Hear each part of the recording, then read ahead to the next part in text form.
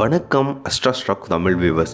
Stock market சீரீஸில் இன்றைக்கி நம்ம பார்க்க போகிற வீடியோ எதை பற்றி அப்படின்னு சொல்லிட்டு பார்த்தீங்கன்னா, லாஸ்ட் ஒரு சில வீடியோஸாக நம்ம யூஎஸ் ஸ்டாக்ஸில் எப்படி இன்வெஸ்ட் பண்ணுறது, அதில் எதெல்லாம் நம்ம சூஸ் பண்ணலாம் அப்படின்னு சொல்லிட்டு பார்த்துட்டு வந்தோம். நம்ம ரீசெண்டாக பார்த்துட்டு வந்த வீடியோஸில் இருந்து ஒரு சில டவுட்ஸ் உங்களுக்கு வந்திருக்கலாம். Nasdaq100 மூலமாக இன்வெஸ்ட் பண்ணும்போது மியூச்சுவல் ஃபண்ட்ஸ் மூலமாக பண்ணலாமா இல்லை ETF மூலமாக பண்ணலாமா அப்படின்னு சொல்லிட்டு டவுட்ஸ் இருக்கலாம். ஏன் அப்படின்னு சொல்லிட்டு பார்த்தீங்கன்னா, மோத்திலால் ஆஸ்வாலில் பர்டிகுலராக ETFில் 98% இன்வெஸ்ட் பண்ணியிருக்கிறாங்க.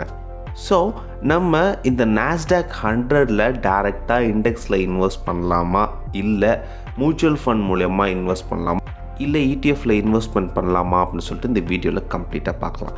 நீங்கள் ஸ்டாக் மார்க்கெட்டுக்கு பிகினர் இல்லை நியூ இன்வெஸ்டர்னால் அந்த வீடியோ கம்ப்ளீட்டாக உங்களுக்காக தான். வீடியோவை ஸ்கிப் பண்ணாமல் பாருங்கள்.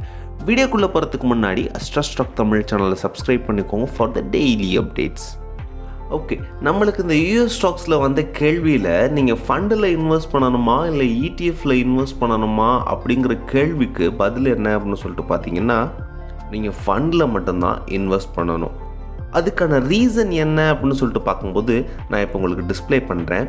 MON100 அப்படின்னு சொல்லிட்டு இருக்கும். MON100 அதாவது மோத்திலால் ஆஸ்வால் Nasdaq100, இது தான் MON100 அப்படின்னு சொல்லிட்டு ஷார்ட்டாக சொல்லியிருப்பாங்க. இதை நான் ஜீரோதா வெப்சைட்லேருந்து உங்களுக்கு இந்த ஸ்க்ரீன்ஷாட்ஸ் எடுத்திருக்கிறேன். இதில் பார்த்தீங்கன்னா இதோட க்ளோசிங் ப்ரைஸ் பார்க்கும்போது நம்மளுக்கு 99.75 இதோட க்ளோசிங் ப்ரைஸ் இருக்குது. மோத்திலால் ஆஸ்வால் வெப்சைட்டில் போனீங்க அப்படின்னா அதில் கரண்ட் INAV அப்படின்னு சொல்லிட்டு போட்டிருப்பாங்க. இது ஃபண்டோட INAV. அது 100.7 க்ளோசிங் ப்ரைஸ் இருக்குது. ஸோ க்ளோசிங் ப்ரைஸ் 100.7 விட கம்மியாக தான் ட்ரேட் ஆகிட்டு இருக்குது. ஆனால் இங்கே ETFோட ப்ரைஸ் எப்போயுமே கம்மியாக தாங்க இருக்குது. இங்கே பார்த்தீங்கன்னா April 28, 2022 இந்த ஆர்டிக்கல் வந்திருக்குது.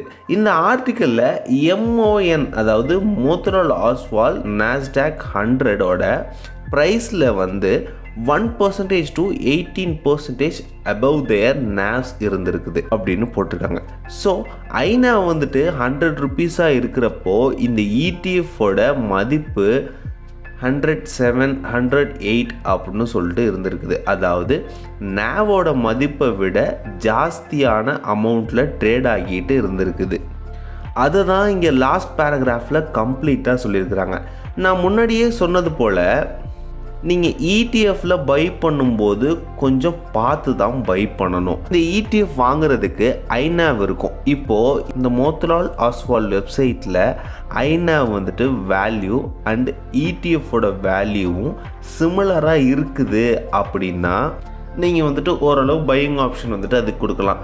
ரொம்ப ஜாஸ்தியாக வந்திருக்கு அப்படின்னா நீங்கள் கொஞ்சம் நிதானித்து யோசித்து பார்க்கணும்.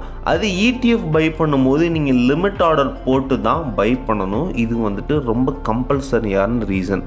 இதுவே அந்த ஃபண்டோஸ் வாங்கும்போது கரெக்டான NAVல தான் நம்ம வாங்குகிறோமா, சிமிலராக இருக்குதா இல்லை அப்ஸ் அண்ட் டவுன்ஸ் இருக்குதா. அப்ஸ் அண்ட் டவுன்ஸ் இருந்தாலுமே இப்போ 1 ரூபி நீங்கள் அதிகமாக வாங்குறீங்க அப்படின்னா நீங்கள் டபுள் டு த டைம் நீங்கள் அது காசு கொடுத்து வாங்குறீங்க அப்படின்னு சொல்லிட்டு அர்த்தம். அதுவுமே நம்ம சிமிலராக இருந்தால் வாங்கினா ரொம்பவே நல்லது.